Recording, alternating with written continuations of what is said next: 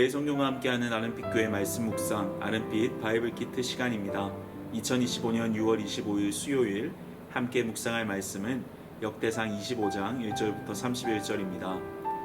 오늘 본문은 다윗의 계속된 성전 건축 준비의 연장선상에서 찬양과 경배를 인도할 레위인 찬양대를 임명하는 장면을 기록하고 있습니다.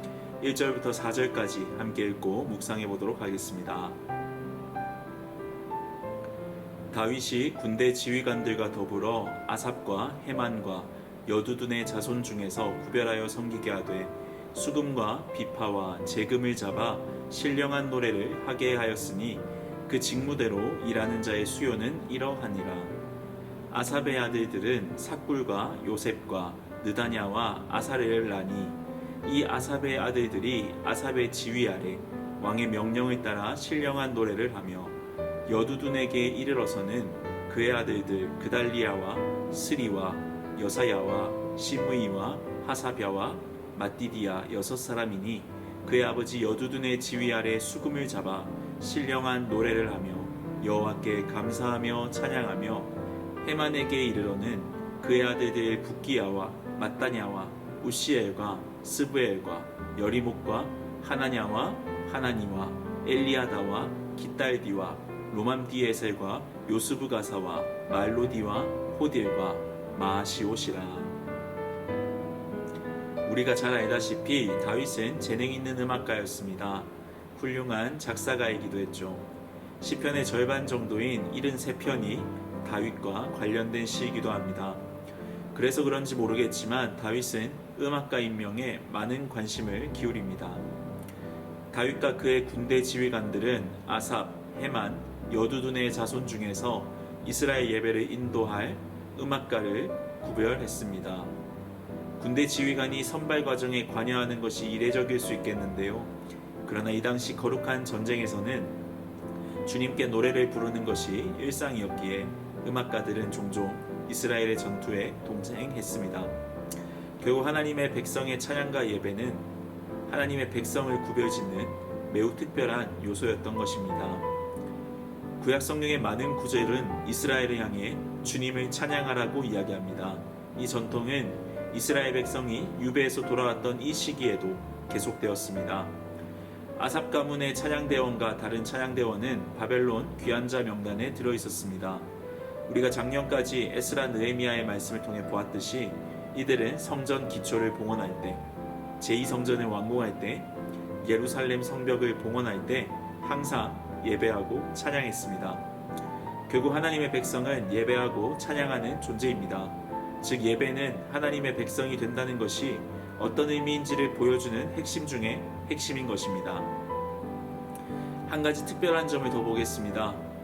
1, 2, 3절에서는 이들이 신령한 노래를 했다고 반복해서 기록하는데요. 이 신령한 노래는 성경 원어로 보면 예언적 노래라고 해석됩니다. 즉 그들이 찬양하고 예배할 때 성령께서 임하셨고 이들의 많은 음악과 시는 성령의 영감을 받아 말한 것임을 알 수 있습니다.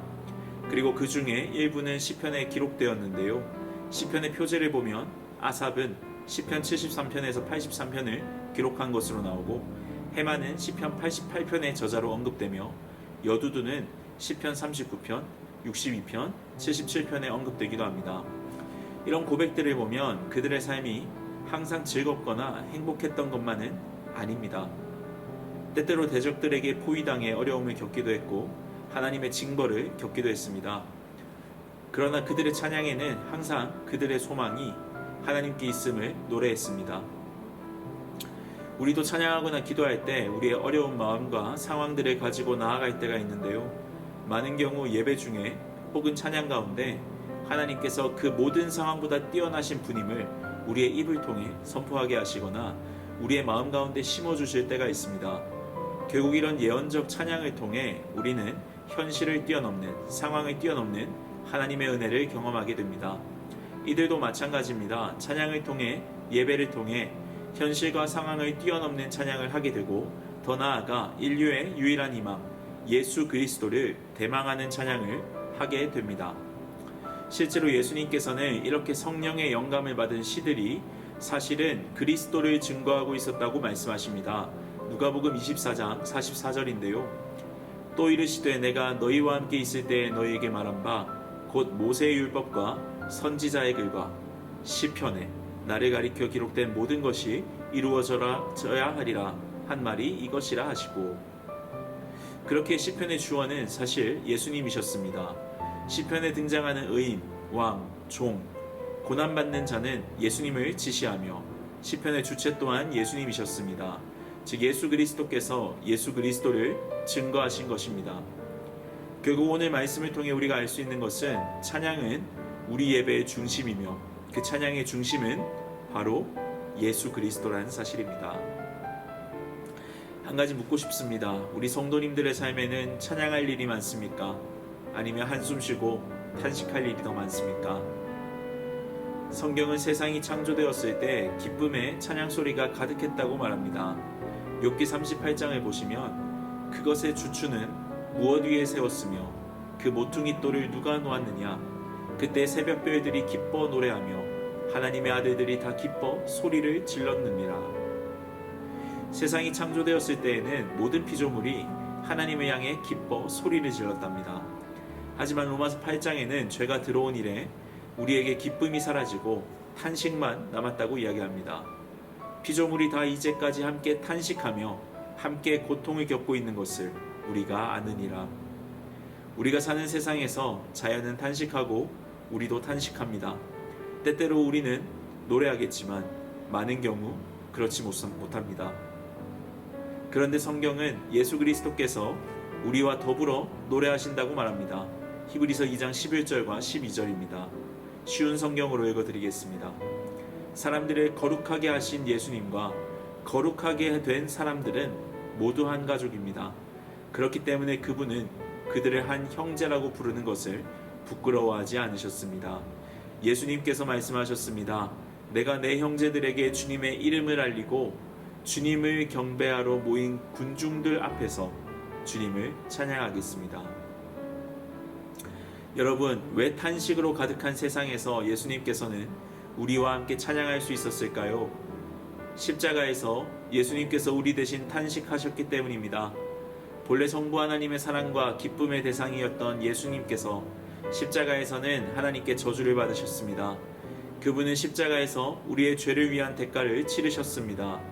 그분은 우리의 죄가 덮여지고 언젠가 우리가 아버지 앞에 서서 그분을 찬양할 수 있도록 해주셨습니다. 결국 우리가 다시 노래할 수 있게 된 이유는 예수님 때문입니다. 예수님이 십자가에서 우리의 탄식을 대신 짊어지시고 우리에게 다시 기쁨의 노래를 주셨기 때문입니다. 그렇게 이 은혜의 메시지가 우리 안에 살아 숨쉴 때 우리는 삶의 자리에서 탄식 대신 노래를 부리게 될 것입니다. 다른 말로 그리스도의 복음, 그 안에 담긴 찬양과 감사, 고백과 기도가 우리 안에 살아 숨쉬기 시작할 때 우리 안의 찬양은 끊이지 않게 될 것입니다. 그리스도인은 어떤 상황에도 찬양하는 사람입니다. 오늘 다윗이 찬양에 많은 관심을 기울였듯 우리의 삶에서도 찬양에 많은 관심을 두어야 합니다. 오늘 본문 7절을 읽어드리겠습니다. 그들과 모든 형제 곧 여호와 찬송하기를 배워 익숙한 자의 수요가 288명이라. 여러분, 예수님을 찬양하는 일에 전문가가 되십시오. 복음을 배우고 말씀을 익혀 그분을 찬양하는 데 익숙해지십시오. 더 나아가 우리 아름빛교회가 찬양의 전문가가 되고 예배에 목숨을 거는 복된 교회 되길 바랍니다. 이 백성은 내가 나를 위하여 지었나니 나를 찬송하게 하려 함이니라. 이 창조의 목적이 예수 그리스도 안에서 회복되었음을 기억하고 찬양을 통해 예수 그리스도의 이름과 그분의 행하신 일을 마음껏 노래하는, 그렇게 회복된 창조의 소명을 온전히 감당하는 복된 하루 되시길 소망합니다. 함께 기도하겠습니다. 하나님 아버지, 오늘도 말씀을 통해 우리의 존재 이유를 다시금 깨닫게 해주셔서 감사합니다. 우리를 찬양하는 백성으로 부르시고 예수 그리스도 안에서 그 소명을 회복시켜 주심에 감사합니다. 주님, 우리의 삶에는 찬양보다는 한숨 쉴 이유가 더 많지만 예수님께서 우리의 탄식을 대신하시고 다시 기쁨의 노래를 주신 줄 믿습니다. 어떤 상황에서도 예수님을 찬양하게 하시고 복음을 깊이 배우고 익혀 찬양에 익숙한 주님의 제자 되게 하옵소서. 우리 아름빛교회가 찬양과 예배에 생명을 거는 교회 되게 하여 주시고 우리의 입술과 삶이 예수 그리스도의 이름을 온전히 높이는 복된 삶 살게 해 주옵소서. 예수님의 이름으로 기도합니다. 아멘.